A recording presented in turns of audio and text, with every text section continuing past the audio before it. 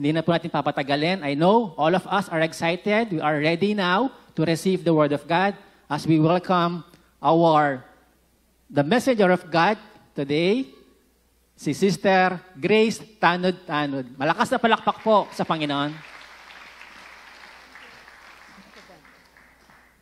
Shalom everyone!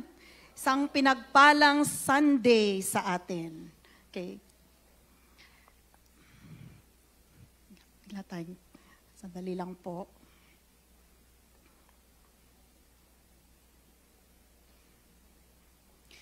Sigaw ng radicals.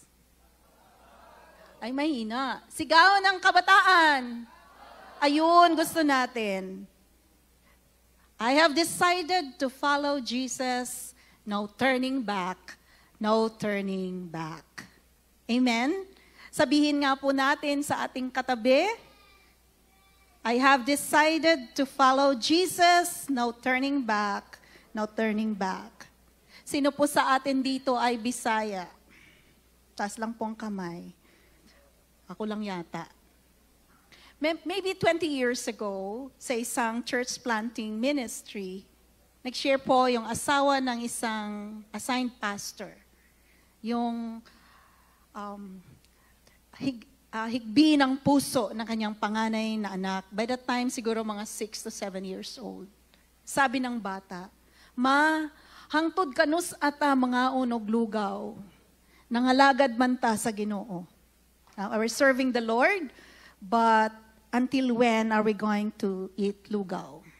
Kasi nga po, bago ang ministry, walang support. Then ang ina nagsabi, Anak, God is faithful. He will provide. Yung batang yon ngayon ay nasa college niya. They went through difficult times, but indeed, God is faithful. Balik lang po doon sa na-watch natin na video. I have decided to follow Jesus. No turning back.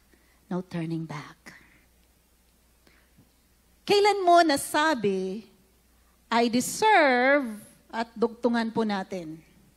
Or, nasabi mong, it's unfair. Mayroon po ba tayo recently? Pwedeng, I deserve to be promoted. Bakit siya yung tatayo, uupo-upo lang, tatayo-tayo? Naghirap ako, kayod ako ng kayod, I deserve ng vacation. Or masarap na tulog. Or it's unfair, bakit sila umaasenso, kami hindi. And the story may go on and on at inyong mga storya ay iba. You might say, whatever situation you may have, sa mga estudyante, pwedeng sabihin, bakit naman ang dali-dali sa katabi ko? Yung nag-lecture lang yung teacher, kuhang-kuha na niya. Ako kahit balik-balikan ko, hindi ko nakukuha. This morning, ang atin pong pag-aaralan ay the parable of the workers. We have learned last Sunday, kung nandito po tayo, yung attributes ng ating Panginoon. His authority to teach. And as a master teacher, our Lord Jesus Christ used parables. Ang parable po, sa Tagalog ay kataang may aral o talinhaga, ay isang pangkaraniwang kwento na kung saan mapupulutan po natin ng spiritual lesson. Yung kwento na yan ay familiar sa original audience na kausap ng ating Panginoong Jesus. And this morning, tayo po ay magjo-journey, reading through, studying through the passage na ating pag-aaralan ngayon at this time sa ating Sunday worship. And you know what? Gusto kong buksan natin ang ating mga Bibles, kung dala po natin ang ating mga Biblia. Ang context po ng Matthew 20 ay nasa Matthew 19. Gusto ko lang pong basahin sa inyo because this is a part ng kwento dito, in chapter 19, ay nagtanong yung rich young ruler, paano siya go to heaven, right? And Jesus, at nung sinabi ni Jesus ang kanyang gagawin, na he sell his possessions and give it to the poor, malis ito, nalungkot.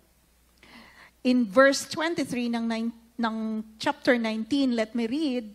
Jesus said to his disciples, "Truly I say to you, only with difficulty will a rich man enter the kingdom of heaven." 24, "Again I tell you, it is easier for a camel to go through the eye of a needle than for a rich person to enter the kingdom of God." Ang isang parable po ay makikita dyan is like o inahalin tulad o ikinumpara. The parable of the workers in the vineyard, magsisimula sa verse 1, is the kingdom of heaven is like. To set a context sa ating pag-aaral sa umagang ito,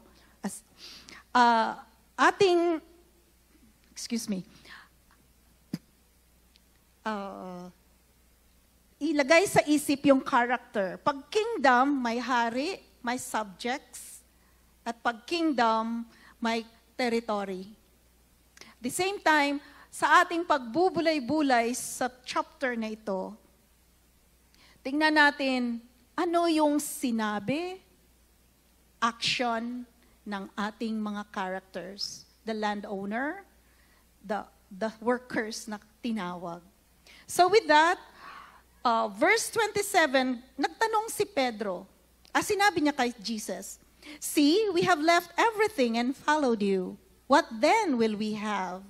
Jesus said to them, "Truly I say to you, in the new world, when the Son of Man will sit on his glorious throne, you who have followed me will also sit on 12 thrones, judging the 12 tribes of Israel." And Jesus said, "Everyone who has left houses or brothers or sisters or father or mother or children or lands for my name's sake will receive 100-fold and will inherit eternal life." Verse 30, "But many who are first will be last, and the last first." Nais ko pong basahin ang verses 1 to 16 in Tagalog. As you come, read along with me, tingnan po natin doon sa English Bible ninyo or any other translation that you have. "Ang kaharian ng langit ay may tutulad sa isang taong lumabas ng maagang maaga upang kumuha ng manggagawa para sa kanyang ubasan. Nang magkasundo na sila sa upa na isang salaping pilak sa maghapon, ang mga manggagawa ay pinapunta niya sa kanyang ubasan." Verse 3, "Lumabas siyang muli nang mag-alas 9 ng umaga at nakakita siya ng iba pang tatayo-tayo lamang sa palengke." So let me stop here. Una, yung lumabas sa English po, the master of the house, sa ibang translation, the landowner. Dito kasi isang tao. And then in verse 3, sa palengke. It is a marketplace. Ito ay lugar during this time na kung saan maaga pa po pupunta na yung mga day laborers, yung magtatrabaho sa araw. At doon, dala-dala ang kanilang gamit, they are ready for work. At yung may mga kailangan ng help, pupunta sila doon sa marketplace at doon sila mag-hire. So this time, dahil ang work day during the time is from 6 in the morning, sunrise, up to 6 in the afternoon, maagang pumunta yung landowner. At ang mga manggagawang gustong ma-hire ay nandoon din. Let me continue. Sinabi niya sa kanila, "Pumunta rin kayo at magtrabaho sa aking ubasan, at bibigyan ko kayo ng karampatang upa." At pumunta nga sila. Lumabas na naman siya ng mag-alas 12. Alas 12 is the 6th hour. 9 a.m. ay 3rd hour sa English po. At pumunta nga sila, lumabas na naman siya at mag-aalas 12 ng tanghali at nang mag-alas 3 ng hapon. At ganon din ang ginawa niya. Ibig sabihin, ganun din ang kanyang sinabi. Bibigyan ko kayo ng karampatang upa. Verse 6, nang mag-alas 5 ng hapon, siya'y lumabas muli at nakakita pa ng mga ibang wala ring ginagawa dito sa buong maghapon. Verse 7, wala po kasing magbigay sa amin ng trabaho, sagot nila.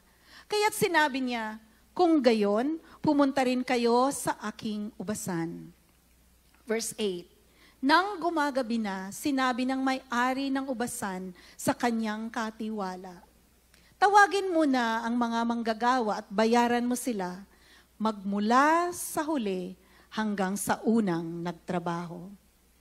Verse 9, ang mga nagsimula ng alas 5 ng hapon ay tumanggap ng tig-iisang salaping pilak. Nang lumapit ang mga nauna, inakala nilang tatakap sila ng higit doon. Ngunit, ang bawat isa'y binayaran din ng tig-iisang salaping pilak. Verse 11, nang magkagayoy, nagreklamo sila sa may-ari ng ubasan. Sinabi nila, 1 oras lamang nagtrabaho ang mga ito na huling dumating. Samantalang maghapon kaming nagtrabaho at nagtiis sa nakakapasong init ng araw. Bakit naman pinagpapare-pareho ninyo ang aming upa? Verse 13, sumagot ang may-ari ng ubasan sa isa sa kanila, kaibigan, hindi kita dinadaya. Hindi ba't pumayag ka sa isang salaping pilak? Kunin mo ang para sa'yo at umalis ka. Ano sa'yo kung ibig kong bayaran ang nahuli ng tulad ng ibinayad ko sa'yo? Wala ba akong karapatang gawin sa ari-arian ko ang aking maibigan? Kayo ba'y naiinggit dahil ako'y nagmamagandang loob sa iba?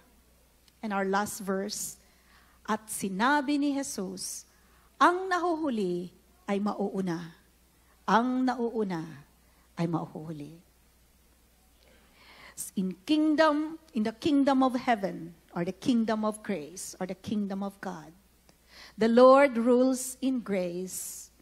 Let Him be God. Let's bow our heads in prayer before we meditate on this word. Dakilang Diyos, marami pong salamat.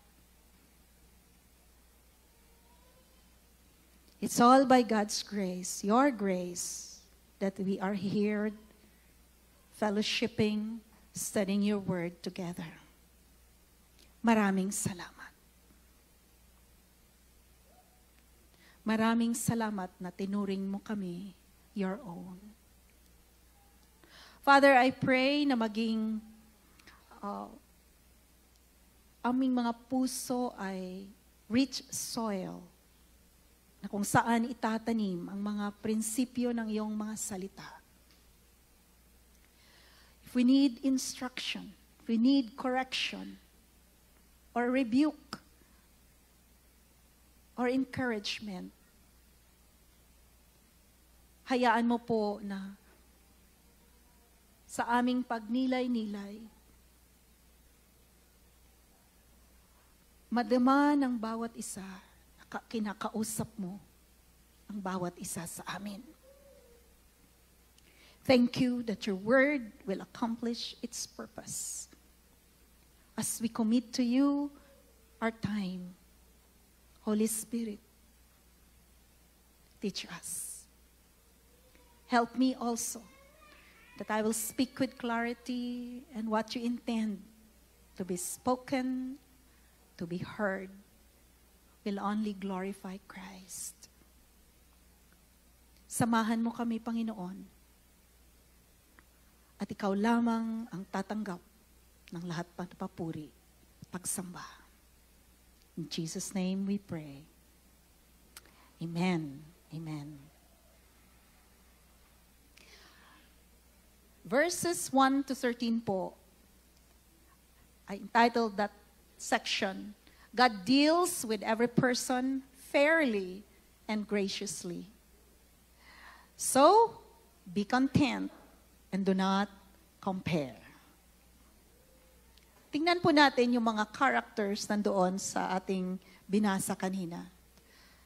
Oh, sorry. Yung contract workers. Nung kinausap sila ng may-ari, mayroon silang kasunduan. 1 denarius, equivalent to a daily wage. Sa atin dito sa Pampanga, ang daily wage is 610. So just imagine, yun yung upa sa isang araw na work. And during that time, that's a Roman silver coin na kung saan eksakto lang po sa pangangailangan ng isang day wages. So, isang contract at ang kanilang napagkasunduan ay maghapon. From 6 in the morning to 6 in the afternoon, babayaran siya ng 1 denarius, 1 pilak. Ang kasunod naman po ay sinulat ko lang rightful wage kasi sabi ng landowner, karampatang upa. In verse 4, whatever is right, I will give you. Dito makikita po natin, the workers, yung alas 9, alas 12, alas 3, alas 5, they held on to the promise of the employer nung nag-hire. Parang tayo din po, we hold on to the promise of God.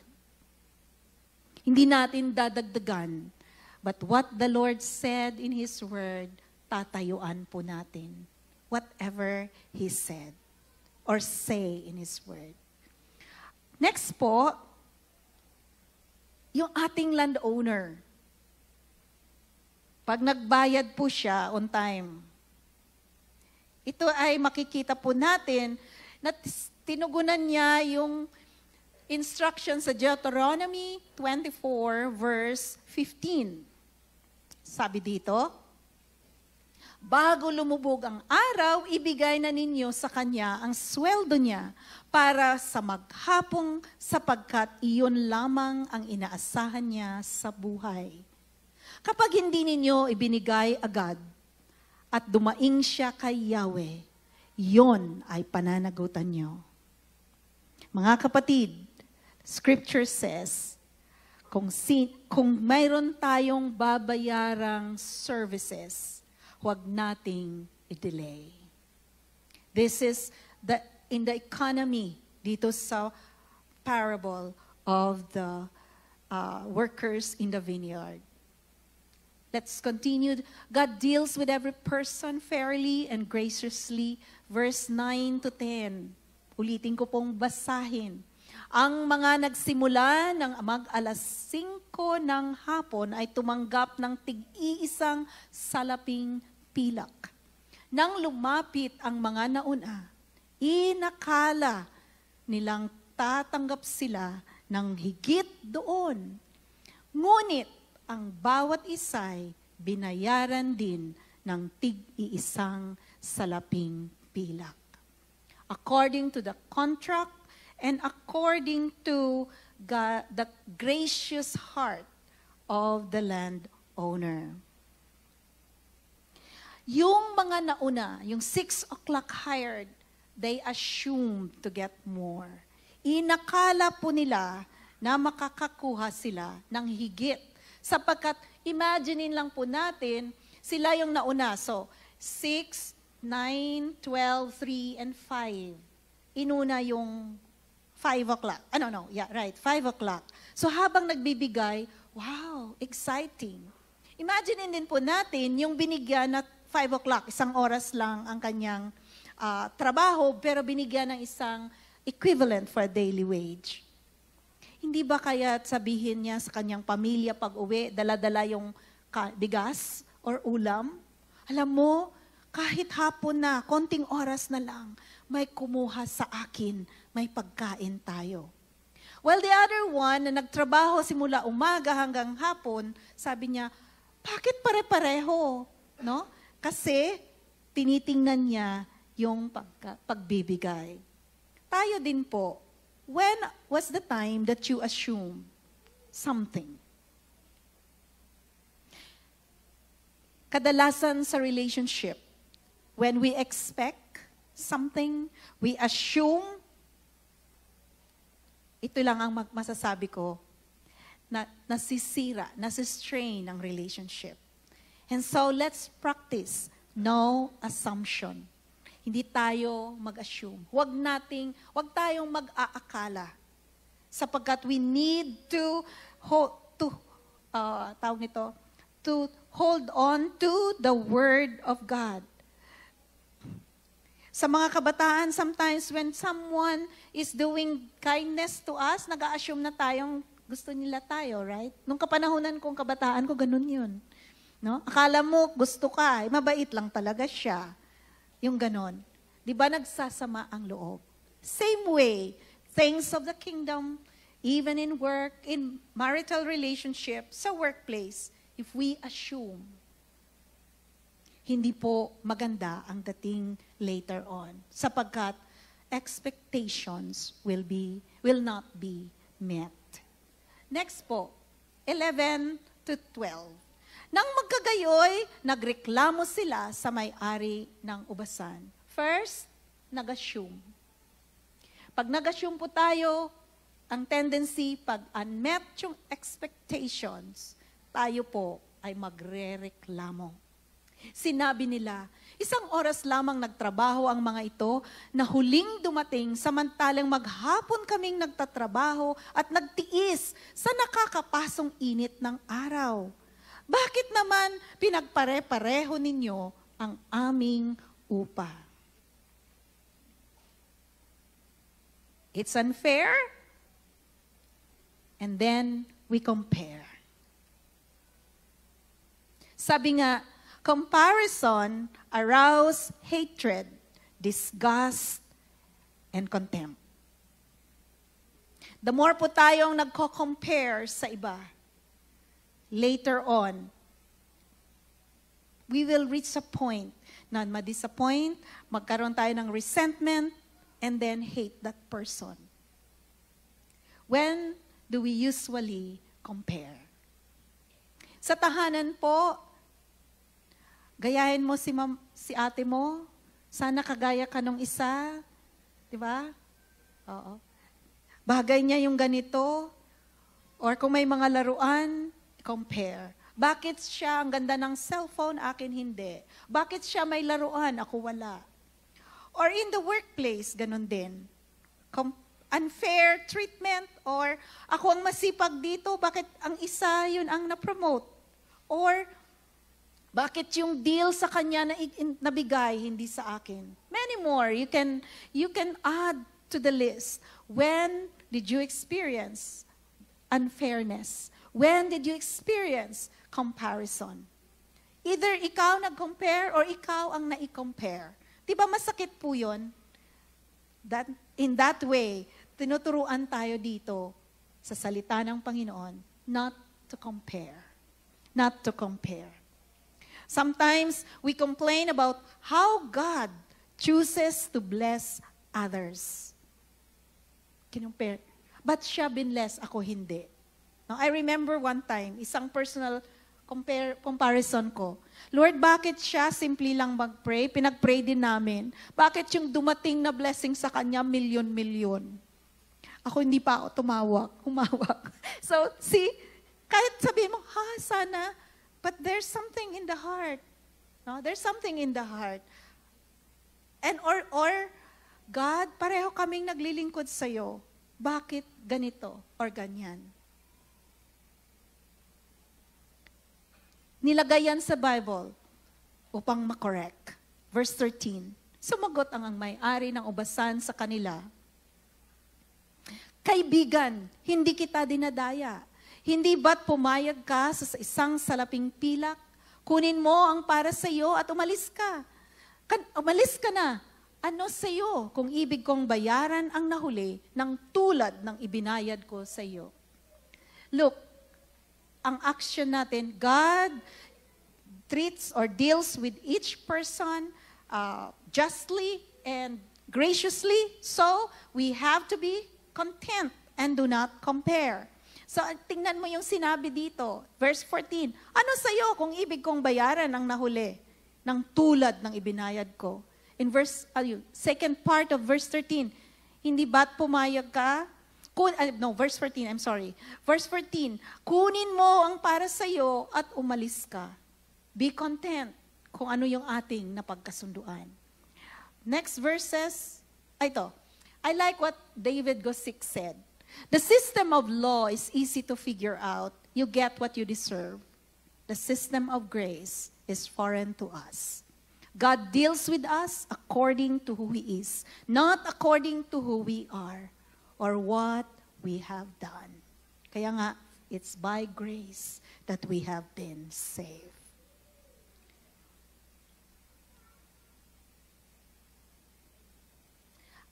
Chuck Swindoll said, your life moves eastward toward pain, another westward toward gain. Regardless of how those differences are perceived, it is your acceptance of God's compass, not your feelings about fairness, that determines the rewards you receive. Whether tayo po ay dadalhin sa pagsubok or magkakaroon ng katagumpayan, si God po ang nagdala sa atin doon. In both cases, or all in between, God is making us more Christ-like. Amen? We are becoming more like Jesus sa anuman ating nararanasan. Excuse me. God deals with us, with every person fairly and graciously. So be content and not compare. And this brings us to our second point. God dispenses generously what He owns. Trust Him fully. Verse 13. Ulitin natin yung verse. Magandang paulit-ulit to remind us. Sumagot ang may-ari ng ubasan sa isa sa kanila. Kaibigan, hindi kita dinadaya. Hindi ba't pumayag ka sa isang salaping pilak? Kunin mo ang para sa iyo at umalis ka na. Ano sa iyo kung ibig kong bayaran ang nahuli ng tulad ng ibinayad ko sa iyo? 15. Wala ba akong karapatang gawin sa ari-arian ko ang aking maibigan? Kayo ba'y naiinggit dahil ako'y nagmamagandang loob sa iba? This thing is ilagay po natin sa ating mga puso. God has His own right. At kahit tayo na may mga may mga properties or we possess anything, we are free to give, to withhold whatever way we want to what is with us. How much more kay God na sa Kanya lahat? Ang loving kindness, ang kagandahang loob ng Panginoon ay talagang sobra-sobra.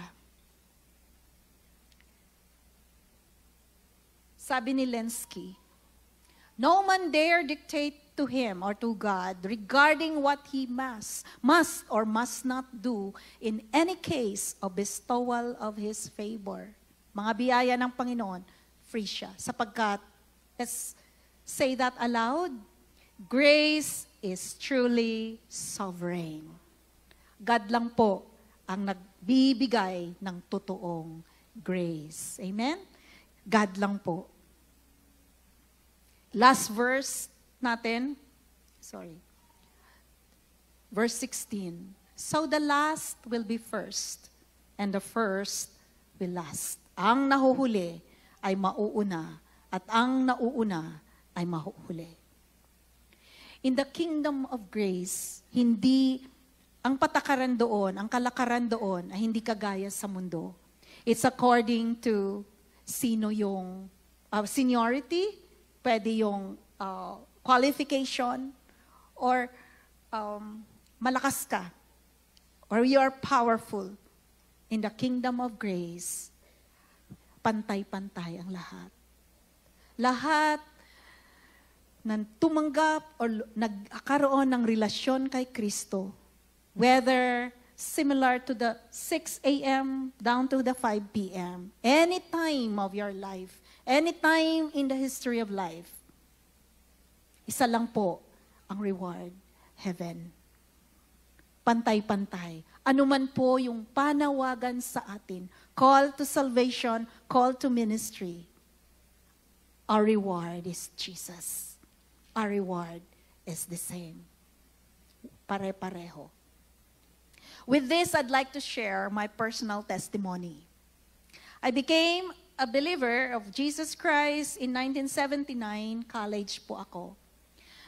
Na-learn ng aking roommate ng yung pag-share ng bridge illustration. Shinare niya agad ang gospel sa akin. Ako naman, outrightly, tinanggap ko ang Panginoon. It's a blessing. It's God's grace. Yung tayo po'y tinawag for unto salvation is grace of God. And so my prayer then was, Lord, kung ililigtas mo ang pamilya ko, ayoko po sana na yung last minute na pinag-pray, tumanggap sa Panginoon, tapos umuwi na. Sabi ko, may my family experience the Christian life. Hindi ako agad sinagot ng Panginoon. I think it was 5 years after isa-isa ng aking mga kapatid ay naging believer. Ang akin pong tatay was 76. Nang sure ako na siya ay believer of Christ Jesus. He was 80, and I think 2 to 3 days before he died, ito yung sinabi niya na pinoconfess niya. Diba, sabi ni Pedro, where can we go?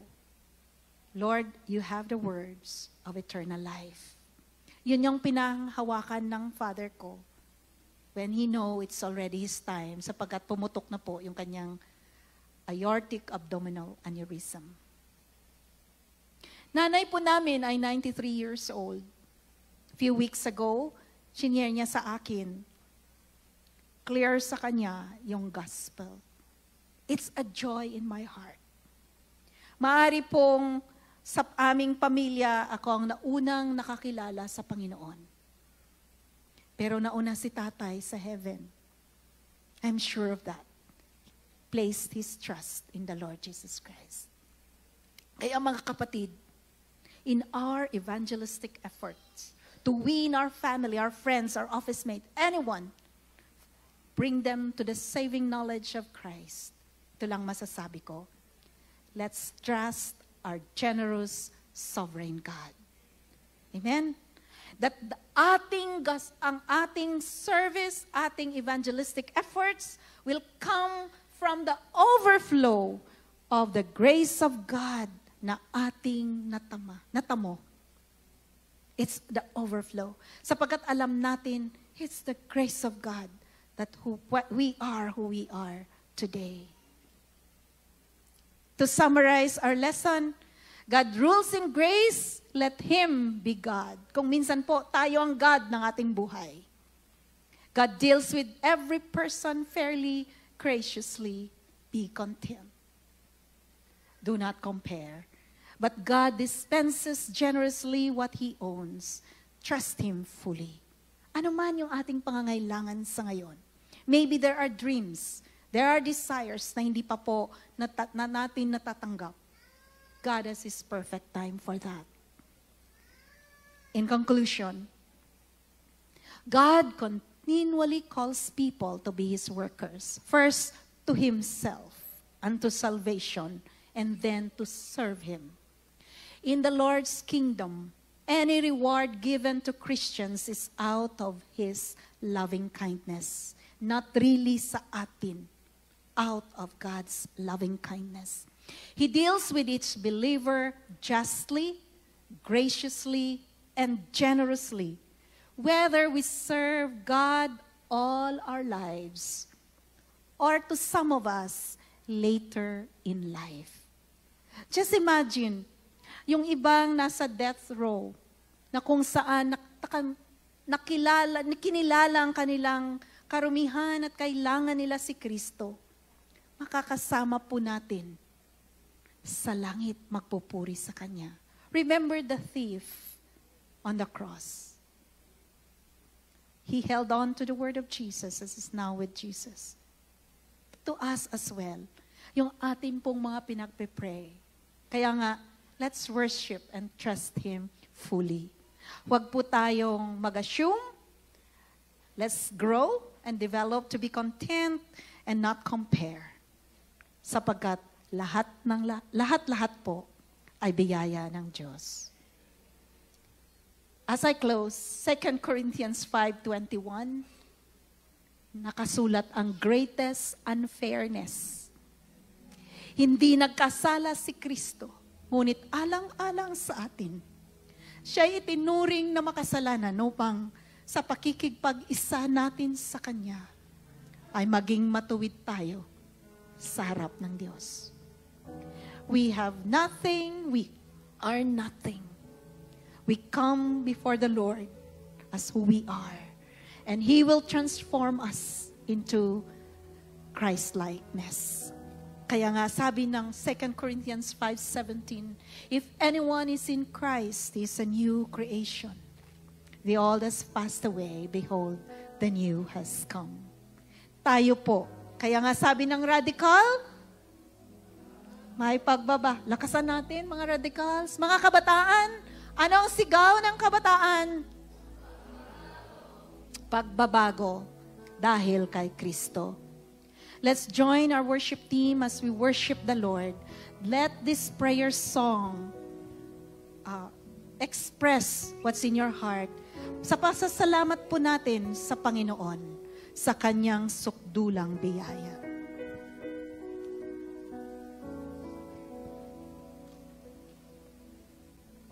Habang hindi karapat-dapat pag-ukulan ng habag at wagas mong pagsinta. Wherever we are, tayo po ay tumayo as we worship. Habang wala kakayanang masuklian ka ng mabuti sa lahat mong ginawa. Niyakap mo ako sa aking karumihan. Inibig mo ako nang di kayang tumbasan.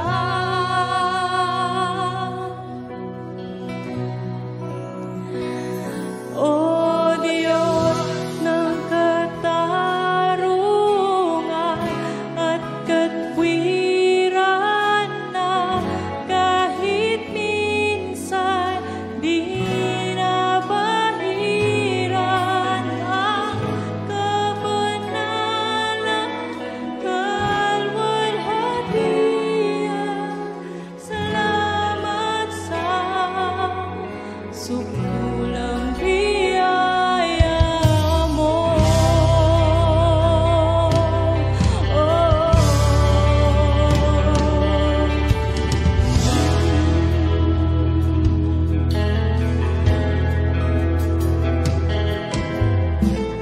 Ang walang salang manunubos, ang umako ng parusang nararapat sa akin.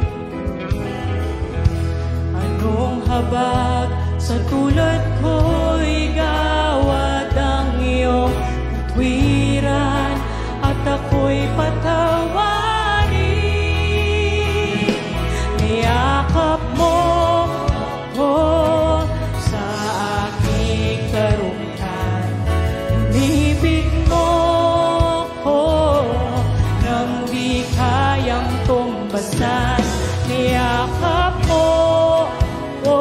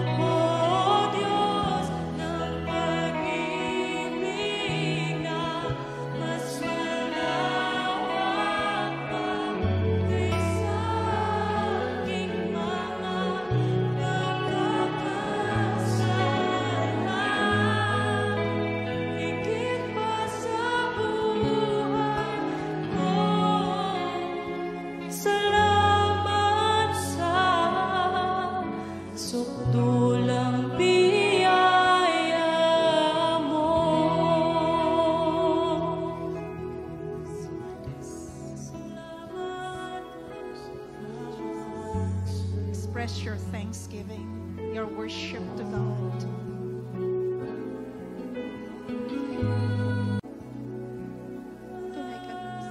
Oh, thank you, thank you.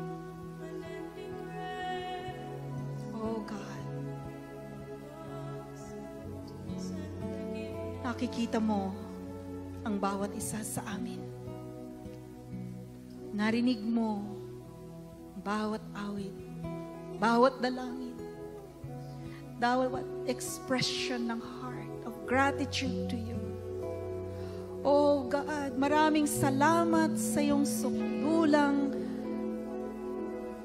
biyaya sa bawat isa.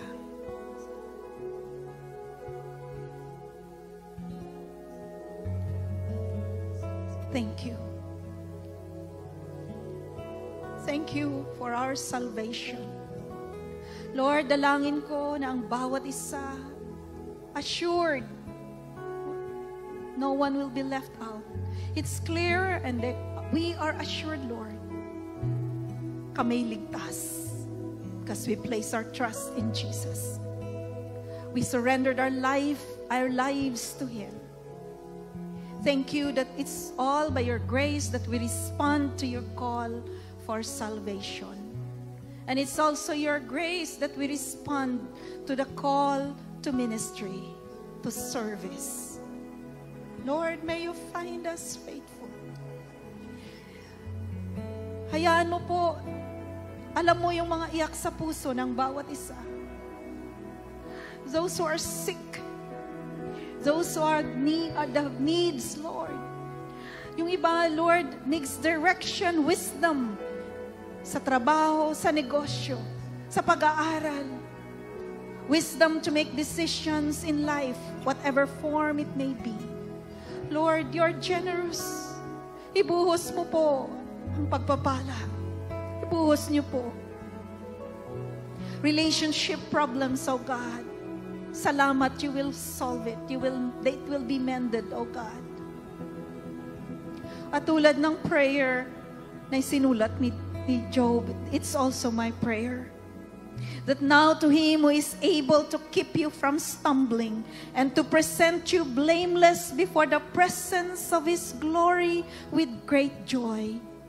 To the only God, our Savior, through Jesus Christ our Lord, be glory, majesty, dominion, and authority before all time, and now and forever. Amen.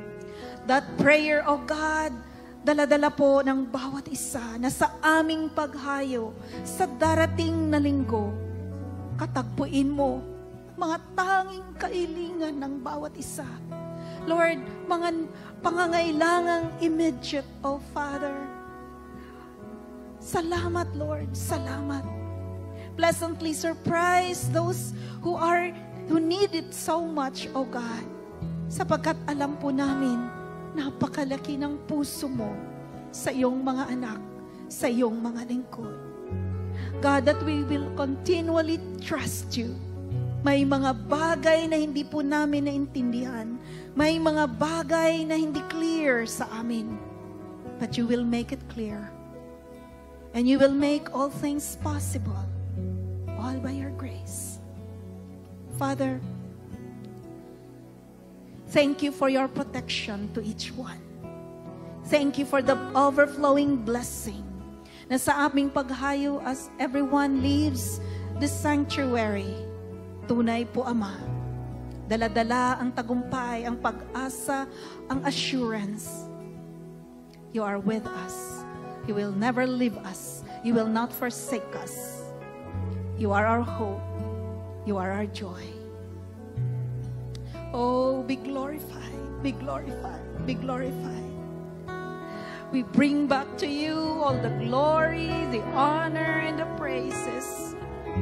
In Jesus' name, and everyone will say, Amen and Amen.